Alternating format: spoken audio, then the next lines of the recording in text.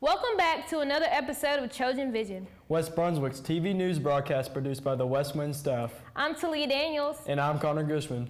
In today's episode, we will uncover how much time students spend on their cell phones, the cause and effect of students who constantly roam the halls, the lasting words of senior athletes, and more. So don't click away.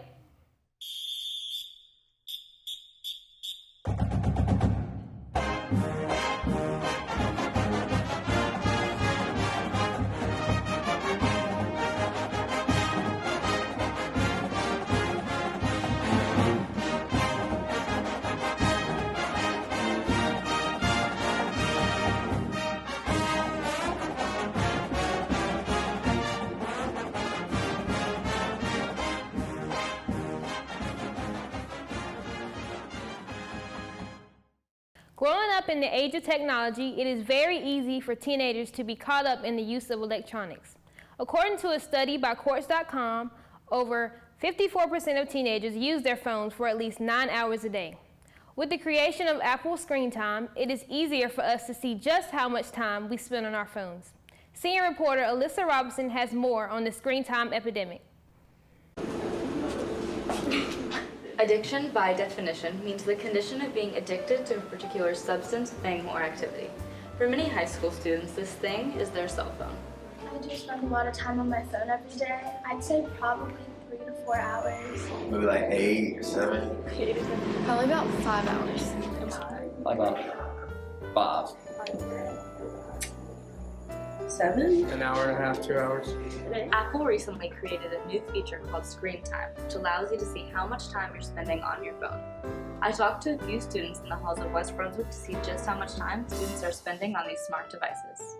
Daily total was 4 3 hours. hours and 24 minutes per day. Today, I've been on my phone for 5 hours total. Today I've been on for 2 hours and 1 minute. The new edition also allows you to see what apps you use the most, how many notifications you get a day, and the frequency in which you check your phone. I use Netflix, Instagram, and Snapchat the most. Most used apps was Safari, Snapchat, Messages, Phone, and Yahtzee. Messages. Snapchat, Instagram, and my messages. Snapchat, Instagram, iMessage, Safari, Twitter, SoundCloud, and other. Most students were not sure how to feel about their results. I think it's pretty good for me. I don't really go on my phone like that much. Nope, I'm on my phone a lot during the day. Most during school. I ain't expect no 18 hours for Snapchat. That's great.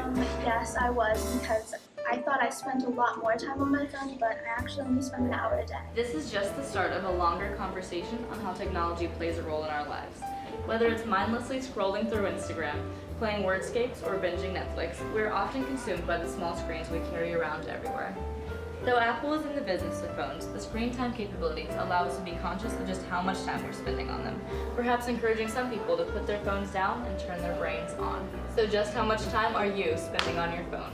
I'm Alyssa Robinson with Trojan Vision. Well, I guess I need to start cutting back on my meme and Vine research. Sexting, by definition, is the act of sending explicit photographs or messages by way of a phone. Sexting is seen more predominantly in our generation due to apps and sites that promise the disappearance of the act after a certain amount of time. Reporters Casey, Erica, and Alyssa let students play a game of trivia to see just how much they know about the impact of sexting. Talk about sex, baby. Let's talk about you. You know, and like me. Let's talk about. Oh, stop. Is sending someone a message, a text message, video, pictures, them doing something, dirty or whatever. Sexting, like sending nudes. I mean, talking dirty over the phone. Sending nudes and, yeah, that. sex over the telephone. That's true.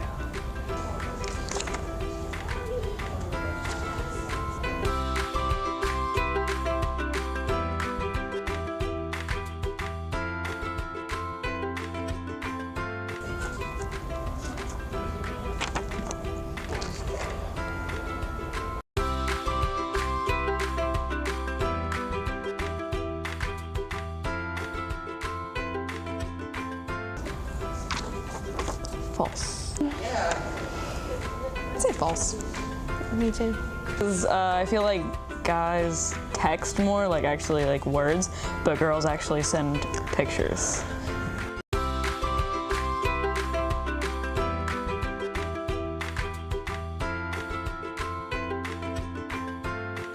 Oh, is this a trick again? Because I feel like it's gonna be more. Wait, is it more?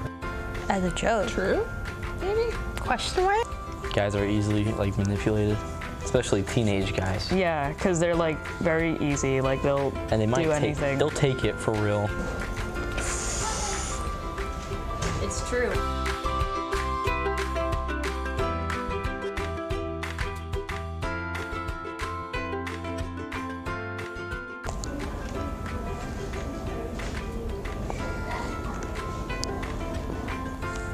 One in 10. True. I don't know, because like, why would you send nudes to someone you don't know? That sounds true. 1 in 10. I'd say it's more than 1 in 10. That's only 10% of people. Yeah, but like. Kick. You heard of kick? True, and like Omegle. Okay, yeah, I say false.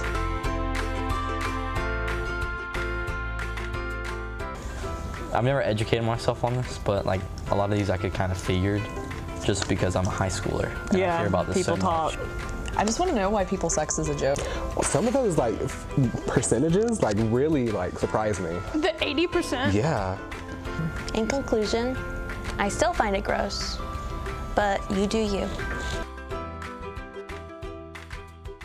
There's several different types of charges an individual can be charged with if they're involved with sexting, specifically sending pornography pictures.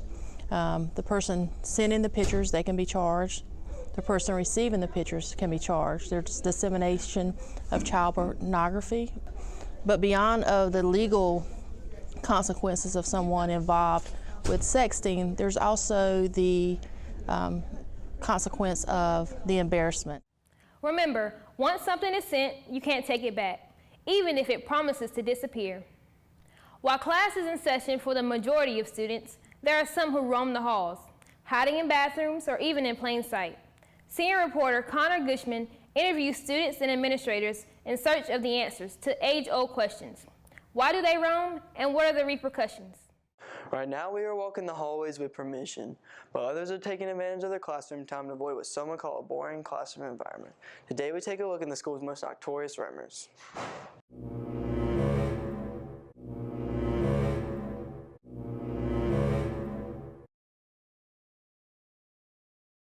Oh yeah, teachers just see me wondering all the time. They wonder like what I'm doing and why I'm not in class.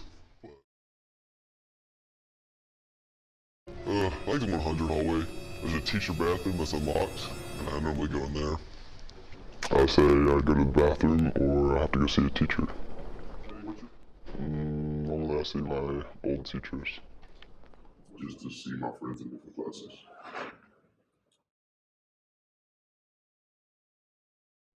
Never. I move like a ninja through the hallways. All right, well, consequences are pretty set. You're going to have in-school suspension if you are walking around roaming. Depends sometimes. If it was only a few minutes, maybe they veered off and went to the front office when they were supposed to go to the media center, something like that. So it kind of depends, but they're almost always going to have some sort of in-school suspension if found. Well, clearly they do like the freedom, right? So you might be out of class for a little bit. At that point, you can take it and run with it. So you just want to be out of class, maybe to obviously to go around and see your friends. And the reason that we crack down on it and we want students in class is one, and the big thing is instruction. We want students to be in class, getting the information they're supposed to get. But it's also a safety concern. We don't know what's going on or what they're doing or what other students are doing when they're out. So we want them to be in there. We're always thinking either instruction or making sure that they're safe and sound. So next time, think before you roam. This is Connor Gushman reporting from the halls of West Brunswick.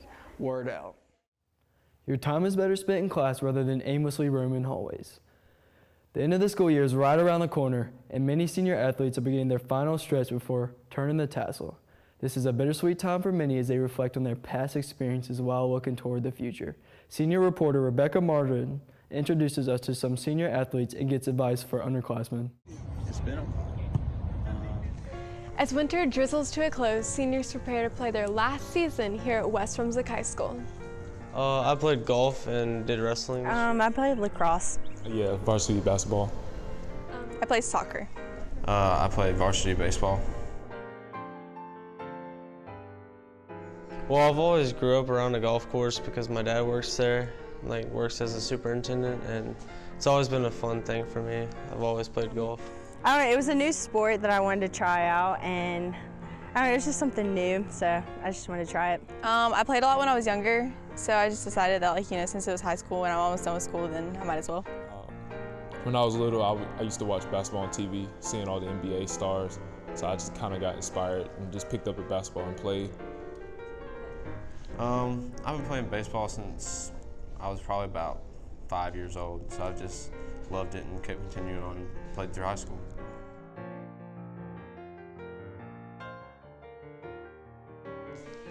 I have to say playing Sandpiper Bay all the time, or my sophomore year, River's Edge all the time. Those are really fun. Having my first concussion, no, I'm just kidding. I don't know, just all being on the bus and screaming to the top of our lungs and singing songs and stuff, so that was pretty fun. Probably just all the times, especially going to the away games, just having everybody on the bus and having a good time. And then just having fun every day at practice, because we practice every day during the week, most of the time till 5 or 6 o'clock. Definitely the bus rides, away games and stuff, singing, and we always make good memories doing that, so yeah. Probably getting my first dunk, seeing game winners, just being with coaches and teammates, and being around the community and playing games.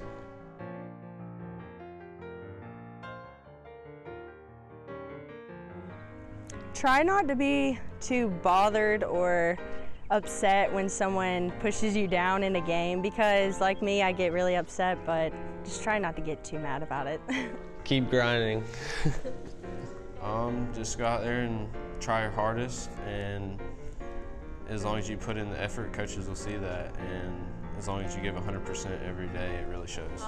Just enjoy yourself and don't get too caught up in it, because it's a game. It's not really gonna matter at the end, so just have fun. Try it. Just try it. Try out.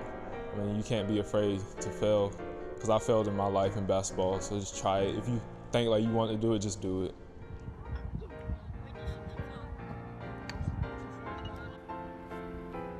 We hope all of the seniors enjoy their final game season here at West, and we wish them the best in their future goals. And in the wise words of Caleb, go Trojans! We wish each athlete great success in their final season. Our softball team is getting back into the swing of things and preparing for the start of the season. With multiple college commits on the team, the Lady Trojans are planning to push the season to the next level. Pitcher and Lenore Rye commit Morgan Beeler talks with junior reporter Ariana Akai about her previous softball career and her hopes for the future. The Lady Trojans varsity softball team is home to many rising stars. Pitcher Morgan Beeler's journey from a child to a future college commit pushes her to persevere in this upcoming season. I was driving down the road one day with my dad, and I saw a game being played in the distance, and I went and watched my first softball game in my whole life when I was probably about 9 years old. After years of practice on rec and travel teams, Beeler worked her way up to high school varsity. I played since my freshman year, and I just worked really, really, really hard. I love being under pressure and being there for the girls. She's grown a lot with all of it, not only pitching, but hitting as well. She's one of our power hitters also. Even for an athlete as experienced as Beeler, there is still a necessity to train in season and out of season. I started personal training on Tuesdays and Thursdays, and whenever I don't pitch here on off season, I pitch with my dad. Beeler is on track to beat records set by her coach and alumni Amanda Fields. Honestly, if anybody's going to beat it, I'd rather it be somebody like Mo that I've had since she was a baby. With the entrance of this softball season, the Lady Trojans are more determined than ever. Under the leadership of Beeler, along with other team leaders, there are hopes of winning a championship. We wish Morgan and the rest of the softball team the best in this upcoming season. In the words of musician Wynton Marsalis, jazz music is America's past and potential. The music can connect us to our earlier selves and to our better selves to come. Jazz is alive and well on our campus thanks to the Jazz Band. Junior reporter Jacob Cochran allows us to understand the structure of the class and the musical effect it has on students. Jazz Band, let's talk about that. Jazz Band is a class where people express their emotions through music. I'm James. I'm Nick, part of the West Brunswick High School Jazz Band. I mean, Jazz Band is, it's a cool class. We come in here and we just kind of, sometimes we jam out, a little bit, but it really helps, learning more about your instrument. I've been playing guitar for years, but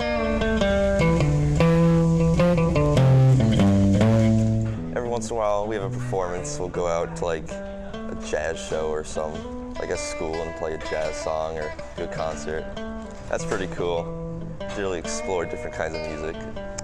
Having a really good time playing a bunch of stuff. Jazz band's more of an intimate approach to playing music. It's a smaller group most of the time. It's more professional almost, I guess you could say. Just kind of learn more stuff faster, play more stuff better. Yeah.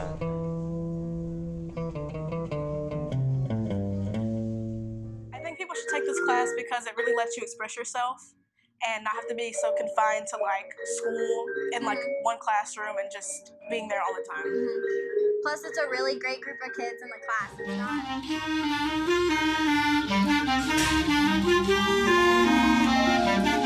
Plus you get to solo, which is a lot of fun because you kind of think of things on the fly. So improvisation solos, you kind of just go with what you've got in your heart and it just kind of music.